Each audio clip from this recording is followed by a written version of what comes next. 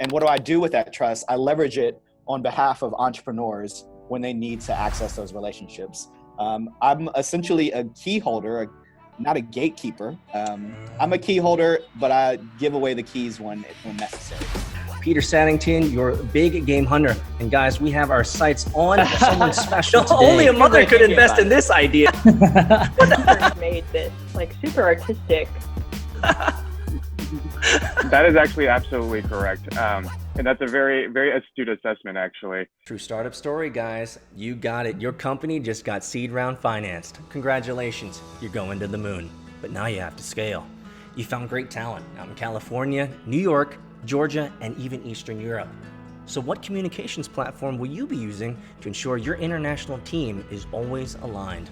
Well, the answer is easy. Slack.com for Teams. We've used Slack for all of our previous startups, and they've supported us in tremendous ways. And we want to give them a thanks today for supporting vchunting.com. Did you also know that Slack is a great tool for personal use? Yeah, I use my own personal Slack channel to drop in documents, notes, to-dos, and follow-ups to ensure that my workflow throughout the day is right on course. I promise you, if you try out slack.com for personal use, you'll end up using it for your team as well. Go to slack.com to check it out.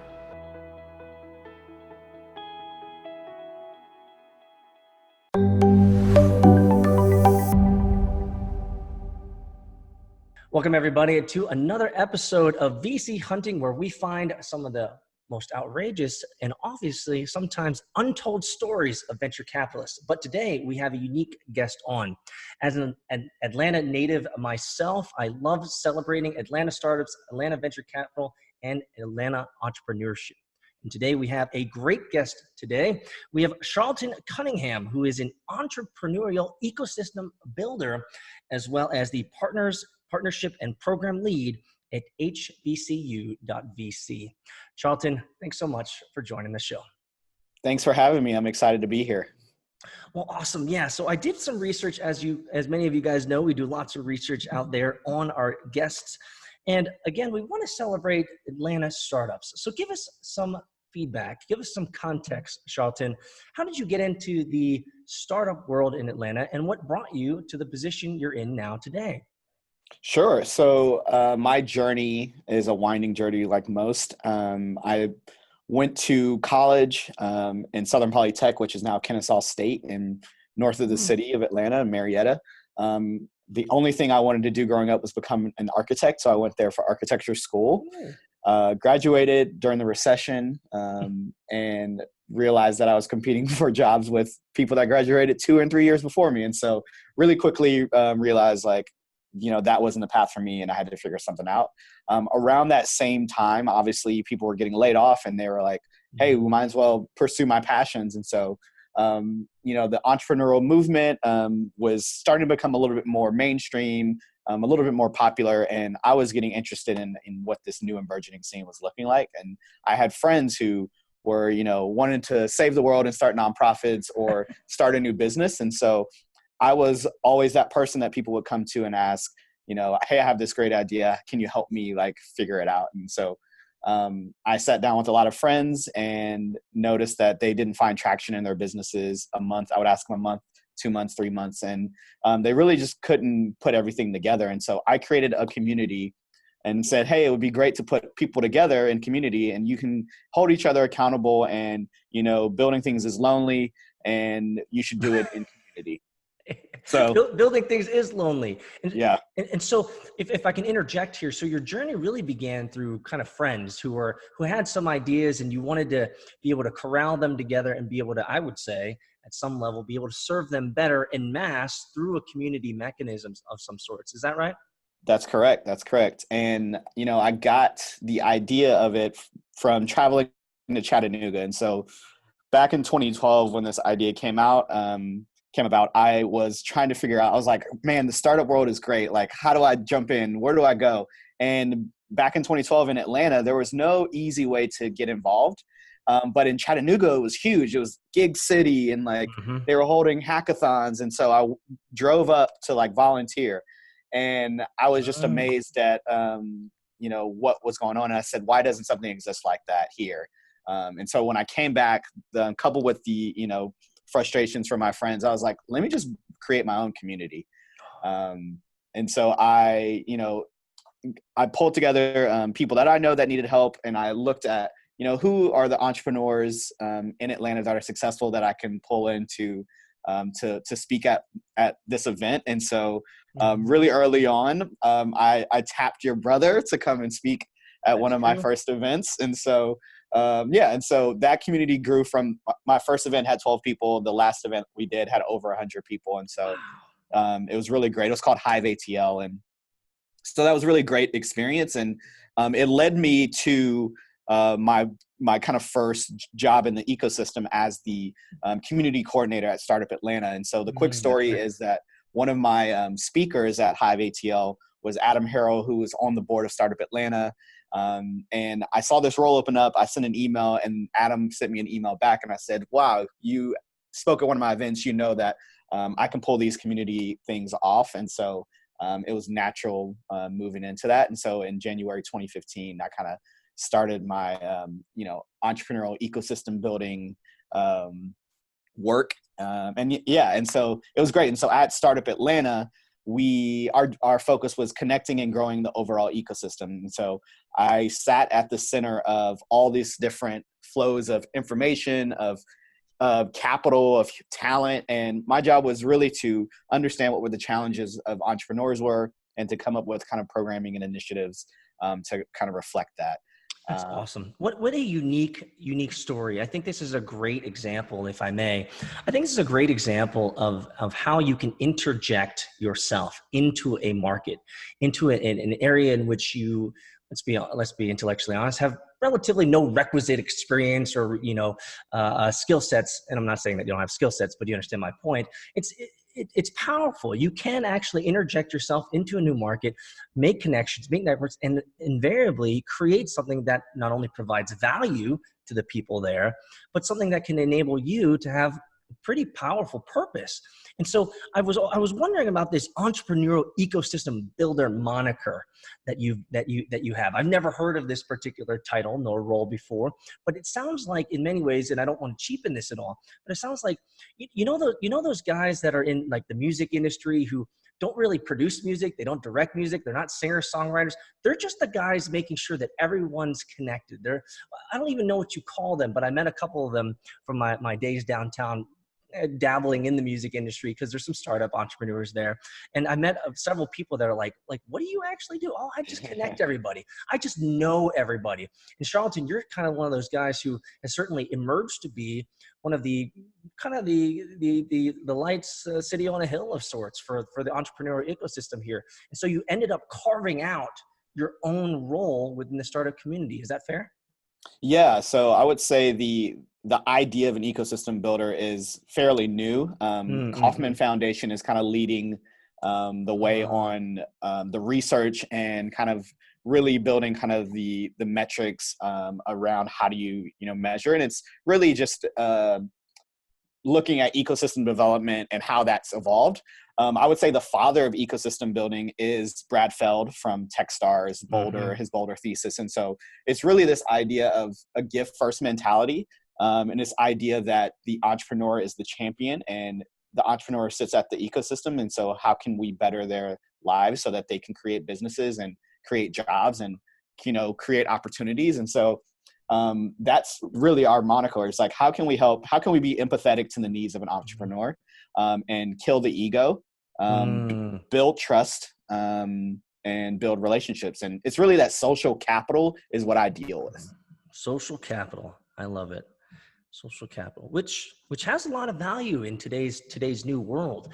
I think what's really fascinating is that every type of market in some level requires people like you to really connect the dots and make those connections happen. And I would go as far as to say that probably a lot of ideas, a lot of relationships, a lot of startups can emerge from the fact that you are the guy that says, hey, you know what?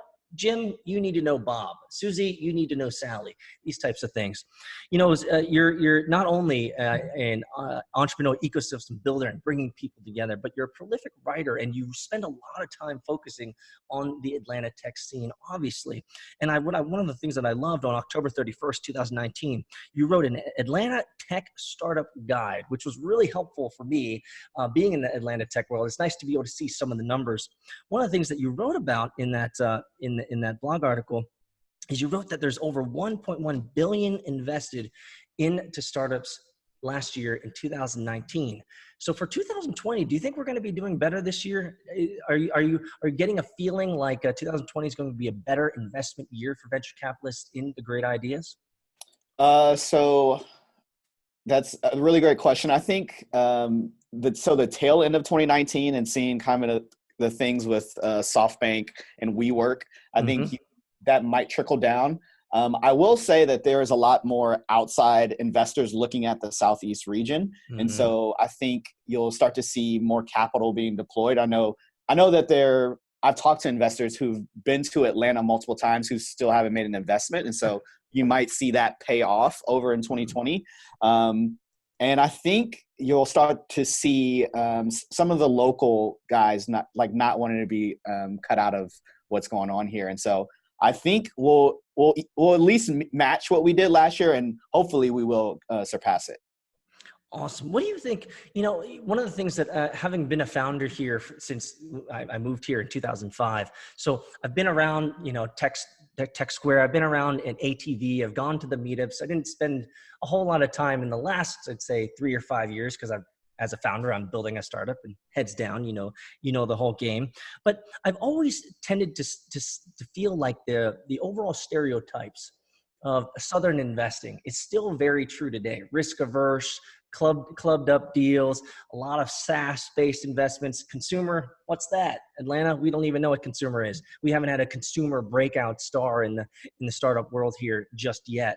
And so in terms of your experience, do you agree that we still live in a kind of a Southern comfort, risk-averse venture capital culture, or is that changing? Are you seeing that change as you've been here and your time spending in the system itself? Yeah, so those tropes are definitely true. It is changing. I think over even the past couple years, you've seen from the kind of the B2C space, more folks coming in looking at, you know, how can they find the next B2C winners? How can they focus on consumer? I know there's an organization called Birth ATL that is focusing on consumer, and they have two of their founding partners come from kind of the corporate side of looking at brand and partner. You have venture studios coming down from New York, so Loeb opened an office here, and so I definitely see the culture shifting. Now, will people still consider SaaS and marketing technology and fintech the best investments? Probably so. They, it's so funny that venture capital here is, we say that they're super risk averse, even though it's the most risky asset class. I know. But I think you are starting to see that tide change and some other folks starting to jump in the game. So that's exciting. Well, we haven't seen any venture firms. I think actually you and I were just talking offline before this and hanging out with a mutual friend, Daly from Engage VC. I believe their first fund was 3 years ago or so. So we actually haven't seen a fund pop up in the last couple of years. Correct me if I'm wrong. Is that correct? Yeah, I don't think there is a closed fund. I would maybe Knoll Venture might be the only one. But other than that, everyone I know of is in the middle of raising, people that I've talked to. And so, yes, it's been a while. So hopefully 2020, we can close out some of those. I'm certain you have a better perspective on this. Do you feel like the VC environment is saturated here, or is there plenty of room to grow? I think there's room to grow. I think I might have written in that article that you're starting to see kind of a cycle. So although it looks like there hasn't been opening new funds, it looks like some funds have just cycled out and then new ones have emerged. And so there's still space to play here. There's still great companies that are looking for investment. And there's still a lot of Atlanta companies with, cap tables with firms from outside of Atlanta. And so that lets me know that there's room to play here, and you just need to really take the time to find great companies. Awesome. Well, I'm gonna preface this next question. We'll pivot a little bit because I want to get into kind of what you're into and where your focus and interests are right now. But I'm gonna qualify this question with one of your earliest tweets from back in October 1st of 2010. Oh, and gosh. I know we're going back, but it was interesting. October 1st, 2010, you had a tweet and you only said two things. You said Michael Jordan. So tell me, where does Michael Jordan fall in Charlton Cunningham's worldview? Is he a big idol of yours? Okay, so that makes total sense now. So October 1st is my birthday. 2010 was my Jordan year. So I was 23 and it was my Jordan year. And yeah. Tell me more. What does a Jordan year mean to you? So it's funny. So other than the name, 23, right? But me and a good buddy of mine, we always like name the years of our, like we turn the same age in the same year. And so we always name. And so, we're 32 this year. And so it was our Magic Johnson year. So we just find a great player in history. But I would say in my Jordan year, I think I realized I realized the importance of how architecture can predict the future. Ooh, in 2010, so when I was in school, we would have actual real sites that we would do our, build our fake buildings on. And all of those sites were in West Midtown. And in 2010, West Midtown was nothing. And now West Midtown is everything. And another thing is that in 2010, and in all of architecture school, one of my biggest idols was Ryan Gravel because he created the Beltline. And seeing how his thesis, right? So it's his thesis that becomes this actualized project that becomes this economic innovator and engine for a city. It comes with its problems as well, but that's kind of exciting for a student. So. Oh, that's awesome. I never thought of that. Now that I think about it, now that I'm closer to 40, maybe I'll try to figure out if there's some sort of superstar that I can connect to these years. But did you know that there's even more value than just audio or video? Follow us on Twitter, Instagram, TikTok at VC Hunting, and make sure to sign up for the VC Hunting newsletter, where you'll be able to get weekly news on venture capital, startups, founder stories, and the occasional wisdom extracted from Peter's brain. Go to vchunting.com to sign up. And now back to the episode.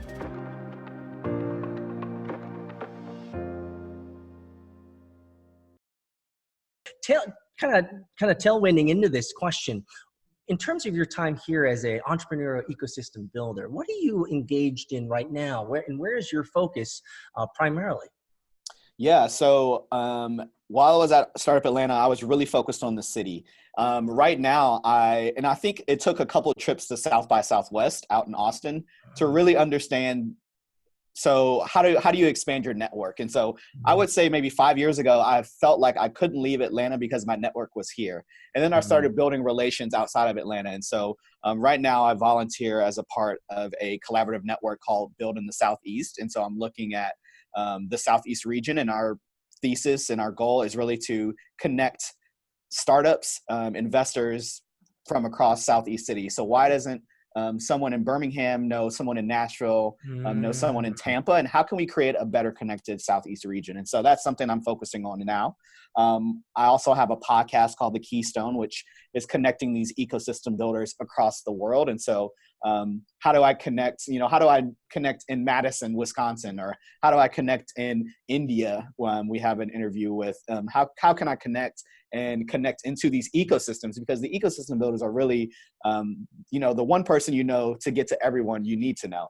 And so really looking at how do we build that out, and how do we build tools to share those stories, to capture those insights and those solutions that might be able to work across various communities. So those are kind of a few things I'm working on. And then at my current role with HBCU VC, we're really focused on obviously historically Black colleges and universities and those ecosystems. And so our focus is really introducing those students to venture capital, but also we want those students to become investors in the future. And so how do we build up the ecosystems on these campuses so that they can create VC-ready founders that we can then, in the future begin to invest in. And so that's kind of another area that I'm focused in as well. In terms of HBCU VC, are you working with the administration of those universities and colleges to help them figure out how to create ecosystems or cultures or communities of startups and founders and venture capitalists? Or is this a periphery thing where the students find you and then they can kind of play with you and network with you and work with you? Or are you directly going to the administration saying, hey, this is something that's really important, and frankly, this is something that should be part of, I wouldn't say curriculum, but part of the overall strategy of your university? How deep do you get with these universities? Yeah, so we exist kind of on the periphery, and we always are looking for a faculty champion, but we really look to empower the students to become the ecosystem builders on their campuses. And so I'll give you a quick story of one of our fellows right now. He's in his second year, and he's, through his ecosystem mapping, he's identified that, the school could really have a student-led incubator. And so he created a plan. And so he's been empowered to approach his administration to say, hey, this is something we need. This is, the plan that will take to get us there. And let's see if we can make it happen. Wow, that's really, really powerful. What school? You can name drop here, because if they're trying to build something, what school and who are there that are trying to do this? Yeah, so the student's name is Ime, and he's at Morgan State. Awesome. And so he's a real go-getter. You probably come across him on Twitter. But he's definitely a rising star and passionate about building communities and spaces where entrepreneurs can build the next great thing. That's awesome. Well, you did drop a little note about you recently built the Keystone podcast. Tell us more about the impetus behind this. What caused you to create a podcast, other than the obvious opportunities to network, but what struck you as podcasting as a mechanism for your outreach and a powerful way to reach other people? Yeah, so I would be remiss to not mention the idea came from my friend Yuval Yarden, who's the co-host. She was the season 1 host, and now I'm jumping into co-host, but she had been going to different conferences and events and talking to people. And, a lot of people know this, the in-between of the speakers and the panels and the keynotes is really where you find like the gold. Absolutely. And so she wanted to find a way to capture that gold. And for ecosystem builders, there's not a lot of events for us to come together. And so the podcast was a way for her to capture those conversations. And then going back to kind of how I began, with talking to friends, I was talking to her about this podcast and was like, this is great, you should actually do it. And then I would check in and I say, where are you at with this podcast? And, things happen. And so I said, all right, well, you know what? I literally drove this. So this is when she was at a startup and she was in Nashville. And so I was like, I'll drive to Nashville and I'll be your first, guest so that you can work out the kinks. And then I became the first guest, and then she wrote me into being a part of it. And I haven't looked back since. And so we really want to empower ecosystem builders, tell their stories, share insights, share learnings, and really uncover the gold and provide great advice so that they can do their jobs better and basically affect and help more entrepreneurs to that, at the end of the day. That's awesome. And I love the fact that we're going to be able to syndicate this to a very broad network. So they're all going to be able to hear about Charlton Cunningham, the entrepreneurial ecosystem builder who's based out of Atlanta, like me. It's so exciting. I wanted to ask this question because it was a really interesting tweet. So I'm going to be going back a little bit into history here as well. And there's some questions I have around it, but let me just drop right into it. On November 19th, 2011, so still going pretty back pretty far here. On Twitter, you said, quote, "We make things happen by knowing who we are." And this is a quote from Patrician McCarthy, who is the Min Shang expert and expert in Taoist face reading. So tell me, where did this inspiration come from number one? And number two, who are you? Who are you, Charlton? This is a really interesting quote. Wow. I do a lot of research here. Well, tell us first, who is Min Shang and why is she important to you? How did that cross your mind? I feel like that just it came across and I just had to tweet it. We make things happen by knowing who we are. That's powerful. Actually, that's something that I've been probably over the past decade have been really digging into the core of what are my natural gifts and abilities. I'm a generalist and I know that. But I also know that in my first internship, my boss said, excuse me, he said, people trust me quickly and that's a skill. And he said, don't misuse that. And in my work, I have to build trust with all these different parts of the ecosystem. And what do I do with that trust? I leverage it on behalf of entrepreneurs when they need to access those relationships. I'm essentially a key holder, not a gatekeeper. I'm a key holder, but I give away the keys when necessary. And so knowing who I am was really knowing that, hey, I'm this really trustworthy person. I can build relationships pretty quickly, very deeply. I was a military brat, moved around a lot. So I had to make friends very quickly. And so now I leverage that in my career. And so knowing who I am makes things happen. Yeah. I love that. I guess maybe I read too deep into it, this whole Patricia McCarthyist. I mean, I didn't even know if you knew. She's the Min Shang expert in Taoist face reading. So apparently she's like one of the foremost experts of bringing Min Shang over to the West and how to read faces and how to, I guess, heal people through that at some level. Guys, for everyone out there listening out there on the show and the podcast, Charlton is not a Taoist face reading master. Okay, so he's not going to be able to heal you, but he might just be able to connect you with the right people. And so let's finish off this final random tweet, and then I'll give you the stage here. I was really curious. On December 24th, 2007, you said, "This is it," and you had a picture. When you're doing your best not to cry your eyes out. December 24th, 2017. Why were you trying your best not to cry your eyes out on Christmas Eve, 2017? What was happening, Charlton? I have 2017? Yeah, 3 years ago, or 2.5 years ago. Wow. Oh man, I couldn't even tell you. You don't remember? Maybe it was ironic because I love The Christmas Story, and maybe it was like I was crying from laughter. Okay. Because I am one of those people that will watch Christmas Story for the 24 hours that it's on Christmas Eve. Are you also one of those types of guys that would laugh at a funeral? Oh, wow. Don't put me there. I'm not going to put you there. One final question, because this did rise in my gut, and it's non-contextually relative here, but I did want to ask this one question about your work at HBCU.VC in terms of the Atlanta startup ecosystem and minorities. And so I wanted to give you an opportunity to talk about what have you seen in terms of minority engagement, venture capital into minorities, and where, if you could say, where does there need to be improvement in that?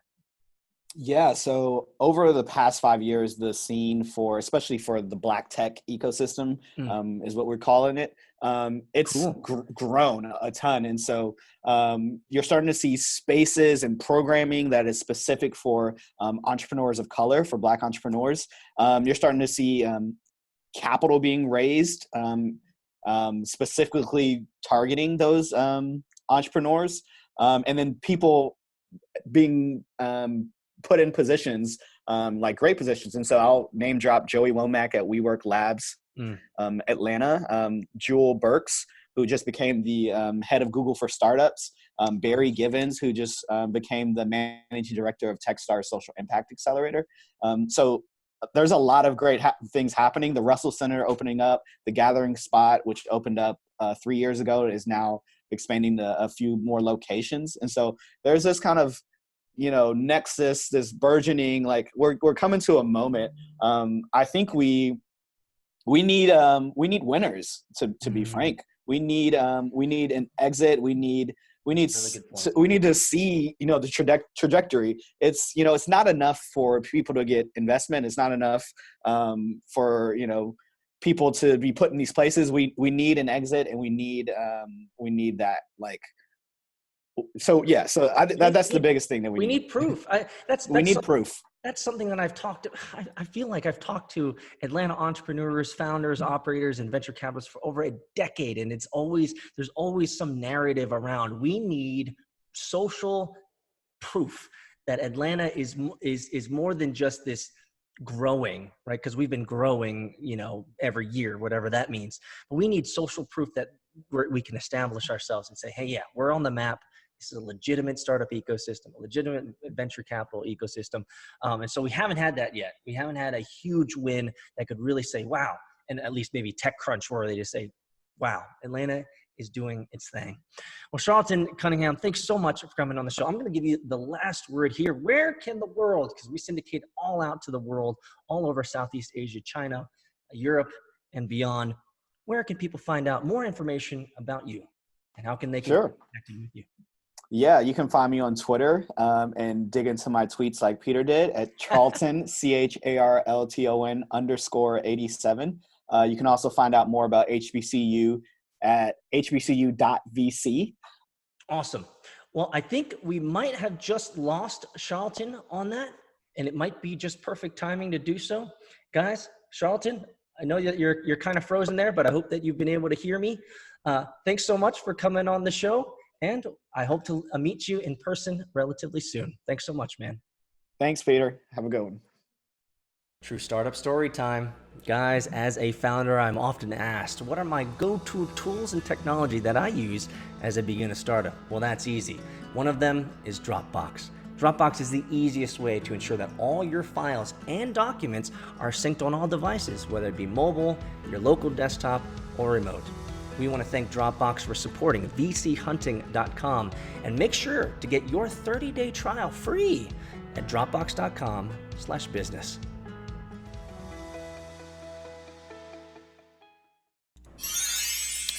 Well, that was a very fun interview with Charlton Cunningham, the entrepreneurial ecosystem builder. You know, one of the things that I really loved about this is that, first off, the fact that I get to celebrate grinders, hustlers, people who are making a difference in the Atlanta, Georgia area and beyond.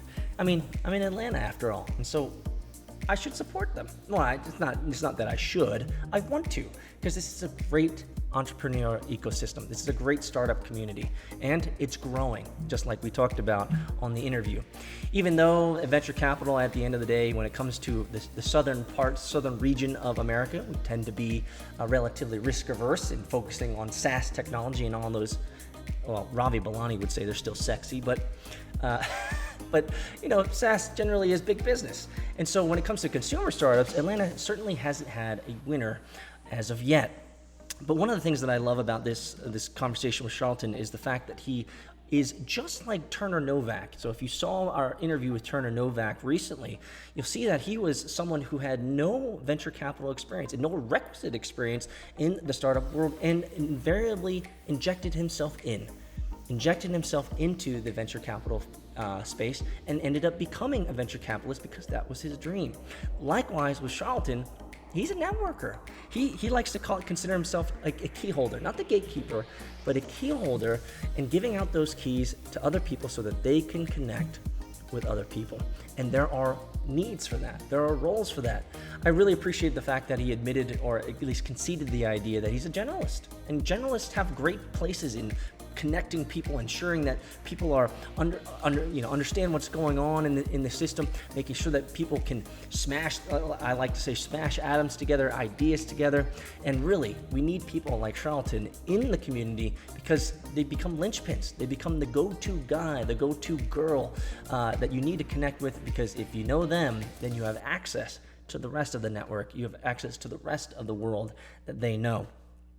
One of the things that I appreciated is his writing. So make sure to check out his blogs and his writing about the Atlanta startup ecosystem.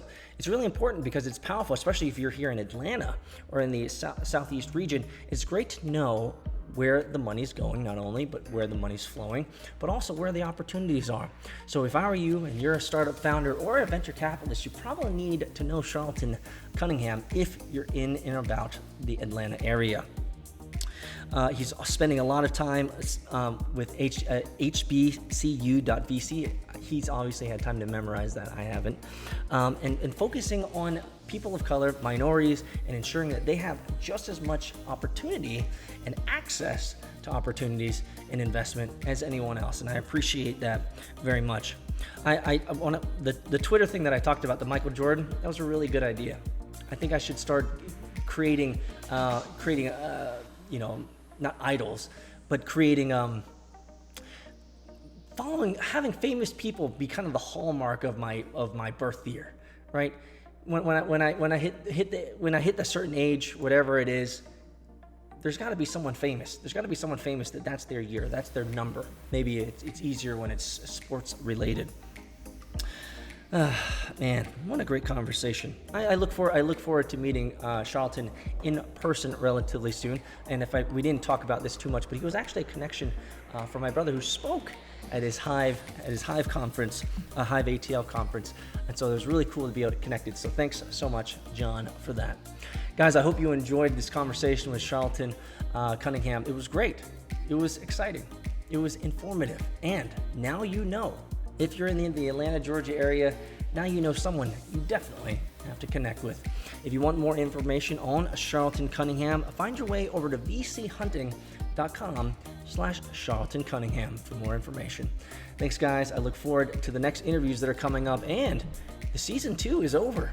Season 2 is over. We're moving in to season 3. We'll see you next time.